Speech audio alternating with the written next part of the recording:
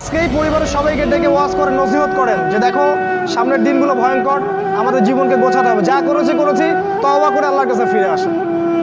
আল্লাহ পাক গফুরুর রহিম, আপনি তওবা করে এই মাত্র চলে আসেন, আল্লাহ মাফ করে দিবে ইনশাআল্লাহ। আপনাকে আল্লাহ পাক পরীক্ষা করবেন আপনি সত্যিকার তওবা করেছেন কি না। আপনাকে প্রমাণ করতে হবে নামাজের মাধ্যমে, জ্ঞান অর্জনের মাধ্যমে, ভালো কাজের মাধ্যমে, সদকা করার মাধ্যমে। সৎ কাজের আদেশ করবেন, অসৎ কাজে নিষেধ করবেন। আপনি ইসলাম পরিপূর্ণরূপে পালন করার চেষ্টা করেন। কোনো সরকার, কোনো সমাজ নেতা, কোনো রাষ্ট্রনেতা, কোনো পারিবারিক নেতা কেউ আপনার সাথে আপনার কবরে যাবে না। সোজা কথা, আপনাকে আল্লাহর সামনে একাই দাঁড়াতে হবে। কারো পরোয়া করে লাভ নাই, কোনো অজুহাত দিয়েও লাভ নাই।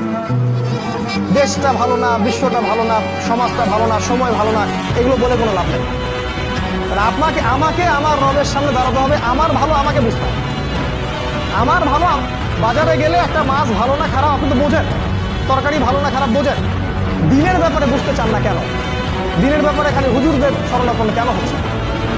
পড়াশোনা করেন, আমল করেন, আমল বাড়িয়ে দেন। দিন সময় নষ্ট করবেন না। যুবকদেরকে স্পেশালি বলবো, সময় নষ্ট করবেন না।